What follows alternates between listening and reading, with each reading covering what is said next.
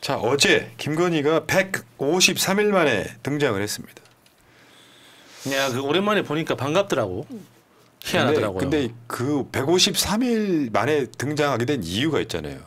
일단은 저가조작 사건을 떠나서 명품백 받았다는 동영상이 나와버렸어. 만약에 동영상이 없는 상태였다 그러면 서울해설이 압수수색하고 난리를 쳤겠지. 그렇죠. 중요한 건 아직 남은 동영상이 있다는 겁니다. 아직 덜 깠다는 거지. 네. 그럴 줄 알고. 네. 뭐 kakak대는 뭐 그런 거 막 있다고 하더라고요. 더 기대돼요. 그래서 윤석열이가 신년에 기자회견 패싱하고 KBS랑 대담, 뭐 쪼매난 파우치 이런 개소리 하면서 이번에 2주년 기자회견을 하면서 계속해서 사과를 드리고 있습니다까지 왔어. 그래서 범죄든 부도덕함이든 왔는데 어떤 이런 방구 사과도 없이 다시 나타납니다. 그래서 어제도 제가 말씀드렸지만 김건희가 거식증에 걸려서 몸무게가 130g 30kg대여서 못 나타난다더라는 작전 세력이 돌린 정보였다는 거. 예. 그러니까 동정심 유발을 위해서. 네, 멀쩡하네요. 얼굴 더 좋아졌어. 떡대를 그러니까 봐. 저 대통령실 소속의 의사들이 몇 명 있다고 하잖아요. 네. 실력이 좋은가 봐요. 김건희 키가 170이에요. 그러면 30kg대라 그러면 완전 양상하게 말랐다는 얘기인데 그거 돌렸던 건 분명히 작전 세력이었다고 느끼고. 그리고 이게 이제 대통령실에서 공식적으로 올린 사진인데 저는 이 사진을 왜 올렸는지 모르겠어요. 단 한 명도 시선이 제대로 카메라를 보고 있거나 하는 것도 아니고 무슨 의미가 있는 것도 아니고. 그러니까 지금 어저께 이 관련해서 사진 딱 3장 올렸거든요. 네. 3장 올린 것 중에 하나인데 윤석열이 표정 한번 보세요.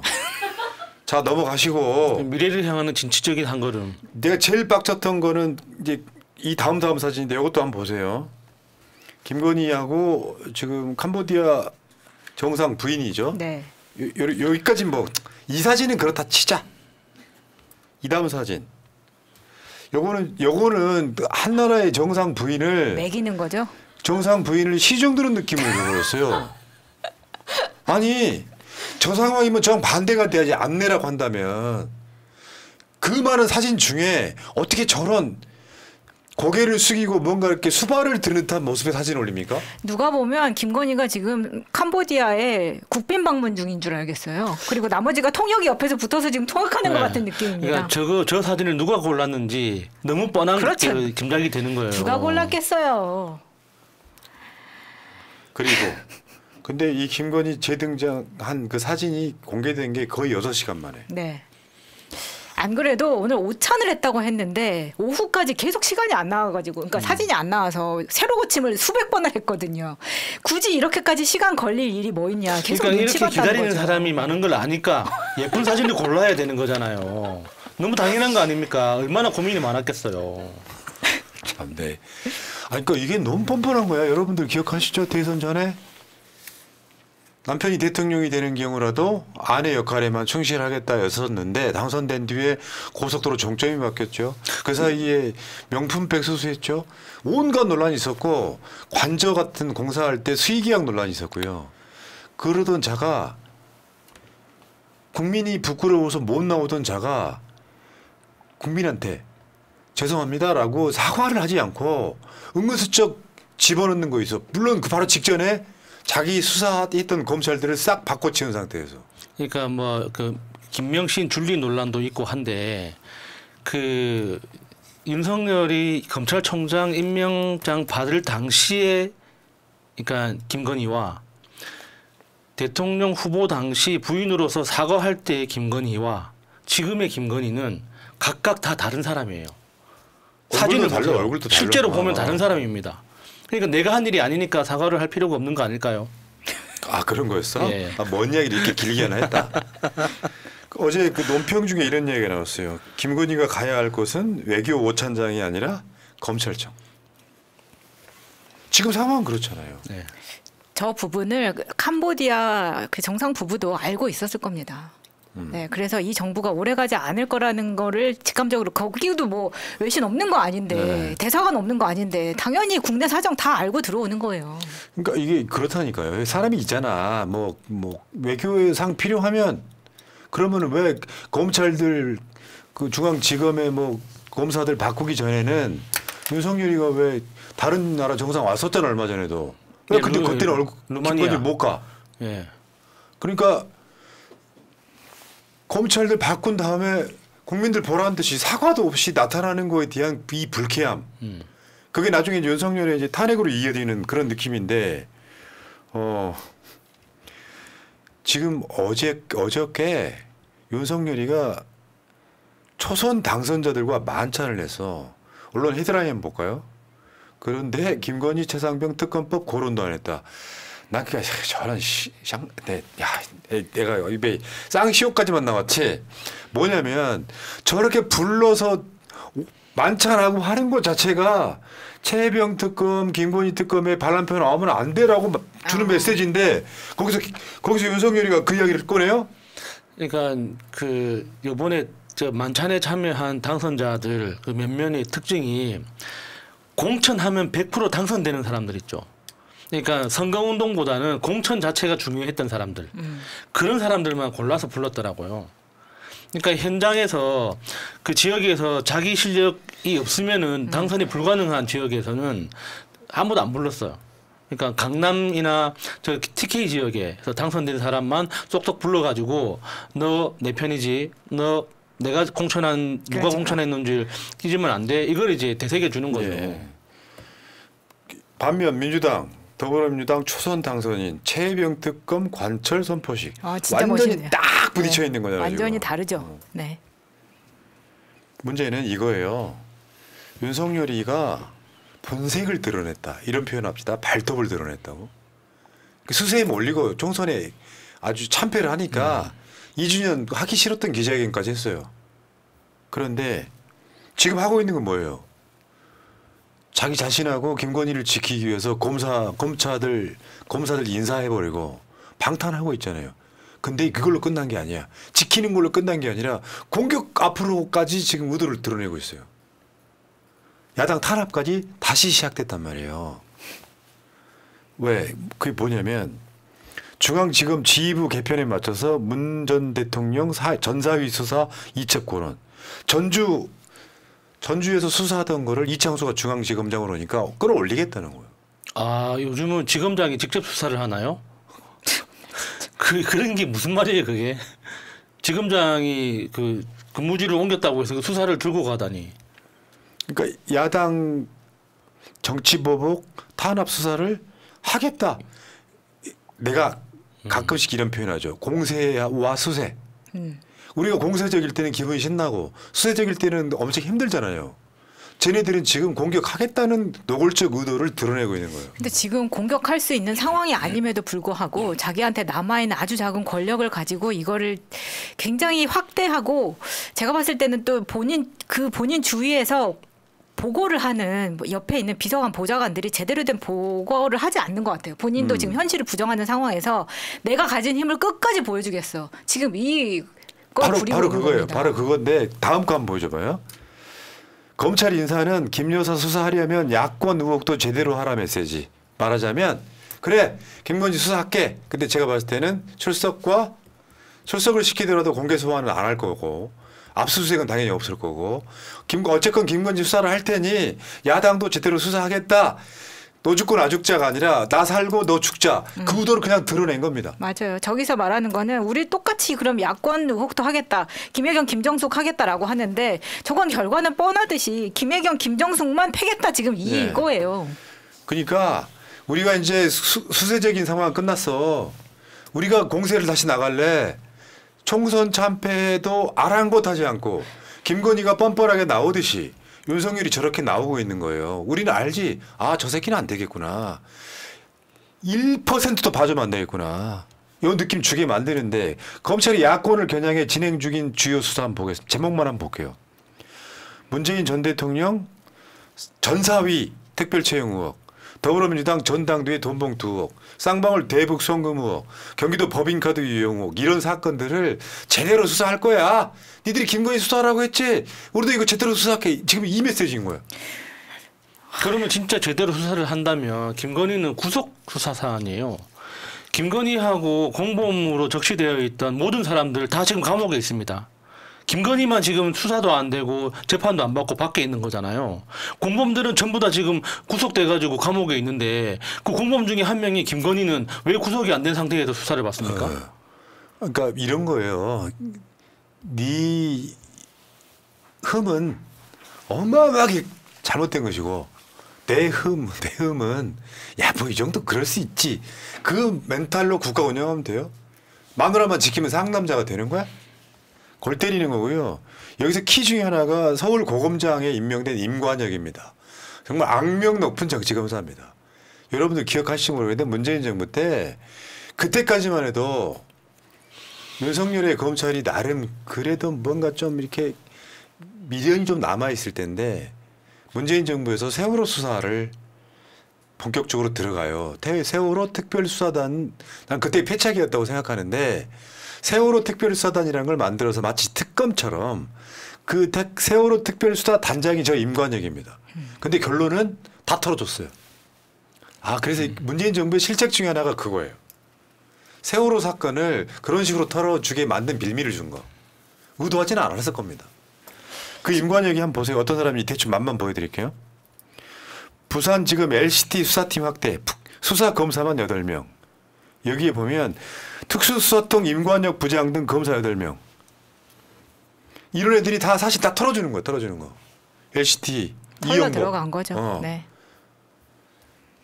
그 여기에 나오는 저 빨간 줄에 윤대진 차장검사도 있는 거잖아요. 네. 우리 일반 국민이 왜 이렇게 검사 이름들을 다 익숙하고 다 알아야 되는지 모르겠어요. 대한민국 말하면 그 라인들이야. 그러니까요. 그 임관혁이를 지금 서울 고검장에 임명해놓고 이창수 감시까지 하겠다는 거야. 컨트롤 하겠다는 이게 거야. 지금 우리나라가 검사 독재 국가라는 게 또 확실하게 티가 나는 거예요. 예전 전두환 시절에는 뭐 수도방위사령부 뭐 사령관이 누구니 뭐 요번에 몇 사단장이 뭐 어디에 옮겨갔니 그런 게 주로 뉴스였거든요. 그러니까 지금 검사 독재 정권이 되놓으니까 검사가 뭐 검사 누가 승진했느니 뭐 임지를 어디로 옮겼느니 이런 것들이 뉴스가 되는 거 아닙니까? 국민들이 검사 이름을 왜 알아야 됩니까? 그러니까.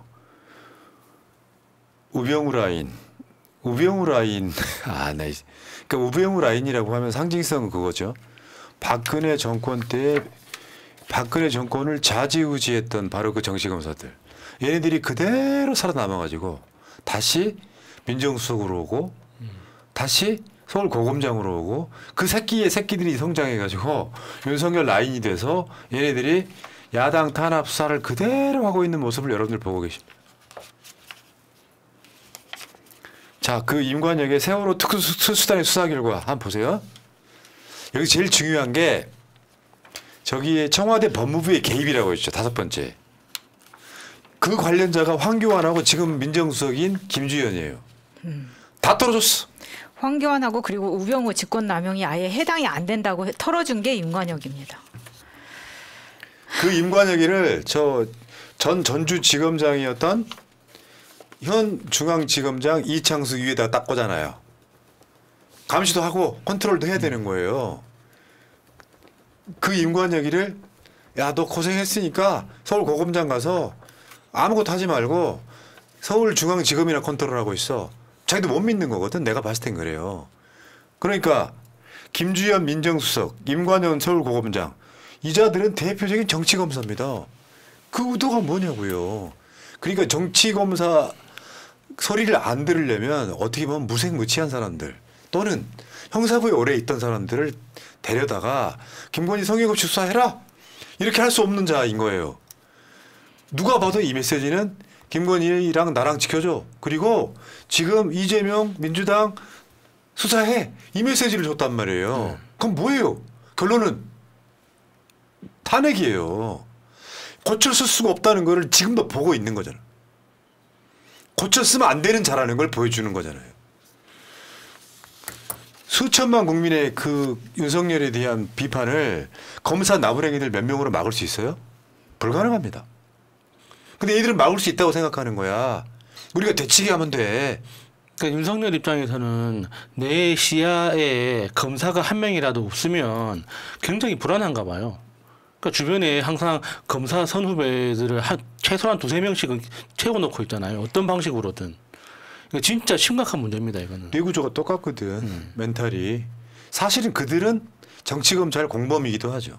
그리고 자신감이 있기 때문일 거라는 생각이 들어요. 김주현 같이 윗기수 선배를 모셔가지고 민정수석실에 꽂으면서 앞으로 검찰은 내가 다시 한번 꽉 휘어잡을 수 있겠다라는 자신감을 지금 보여주는 겁니다. 자신감 아닙니다. 제가 봤을 때는 자신감보다는 네. 망상 같은 건데. 그러니까 본인의 착각 속에 김주현 같은 자신감이죠. 자를 민정수석에 앉히는 이유는 심리적으로 알 것 같아요. 윤석열이 심리적으로 고립돼 있는 거예요. 말하자면 송경호 중앙지검장이 나 욕하는 것 같거든. 그 어떤 심리에서 그 심리가 작동을 하냐면 나랑 김건희가 공범이어서 혹시 저 밑에 있는 저 새끼들도 그냥 나를 욕하는 거 아닐까라고 하는 의심. 일종의 의부증, 의처증 같은 상태에서 똑같은 정치검사를 옆에 둬요. 대통령실에 김주현이 앉혀요. 그럼 뭐냐면 선배님일 수도 있고 자기 아랫사람이 민정수석일 수도 있잖아. 야야 뭐 그거 아니지라고 상대방한테 동의를 구하는 과정 같은 거야.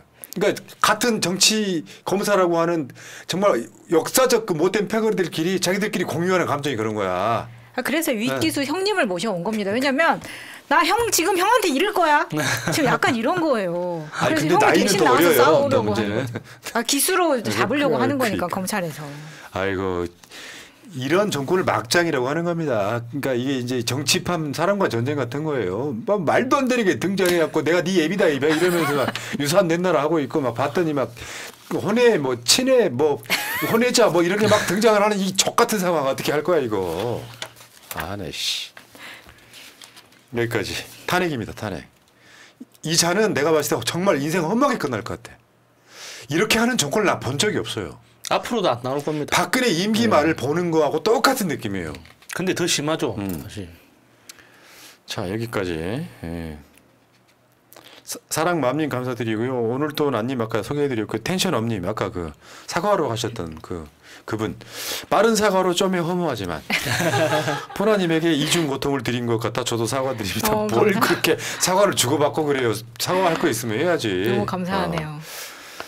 전에 남영희 위원장님 모시고 방문했던 텐션업입니다. 아 그러셨어요? 본 적이 있는 분이시네. 가끔씩 오셔갖고 이렇게 인사하시는 분들이 있습니다. 감사합니다. 후원금은 오로지 저의 패친이신 스프링 조이님이 위해 보태드립니다. 40% 악값. 아 유튜브가 가져가는 거. 새날 화이팅입니다. 감사합니다. 감사합니다. 텐션업. 자 그리고 새날의 구독자의 목표는 90만을 향해 가고 있습니다. 네. 아니 다들 분노하셨으니까 구독 빼셔도 괜찮아요. 저희 구독 빼시고 그 탈당만은 하지 말아주시기 바랍니다. 네. 나 반대로 이야기하려고 했는데. 아니야. 큰 그림이지. 아니 그러니까 이재명 대표는 당 대표로서 당원들 뜻을 수용하려고 엄청 노력했는데 왜 이재명 대표 채널을 빼냐고. 좀 있으면 100만 무너지겠더라. 그러지 말고 물론 이제 감정적으로 못 견디시겠으면 빼는 이유가 우리가 싫어서가 아닐 거라고 생각해요. 아니, 왜냐하면 지금 당장 이 분노를 표출할 방법이 없으니까 탈당이나 구독 취소를 이렇게 표현을 하는 건데 저는 이번 주말 지나면서 탈당하셨던 분들은 특히 그 탈당 취소 하실 수 있습니다. 일주일 내로 빨리 하시면은 탈당이 지금 바로바로 처리되는 게 아니기 때문에 다들 철회하시면은 다시 돌아올 수 있으니까. 왜냐하면 우리가 8월에 전당대회가 있어요. 이거 정말 중요하거든요. 네. 탈당하면 1년 안에 복당이 안 됩니다. 복당도 안 되고 탈당했다고 이 모든 정치 상황을 다 끊고 할 수가 없어요. 다들 이렇게 겪는 줄로 유튜브 다시 들어와서 보고 막 그러실 거잖아요. 그리고 다시 구독하시잖아요. 분노를 표현하는 가장 좋은 방법은 슈퍼챗입니다. 하지 마. 봤잖아요. 분노를 표현하시는 분들. 하지 마. 뭐냐 돈이 중요한 게 아니라 이분들이 저는 구독 취소하는 이유는 다른 이유도 있다고 생각해요. 알람 뜨는 게 싫다. 정치 떠나고 싶다. 이런 느낌이 실 테니까. 근데 떠나고 싶다고 떠나집니까 그게? 그렇죠. 그런 분들이 가장 정치 고관여층이기 때문에 맞아요. 못 떠나시는 거죠. 네. 팔자 같은 거고요. 여러분들은 민주시민이기 때문에 민주시민이 겪는 고통은 꽤 크다는 것을 충분히 이해하고 있습니다.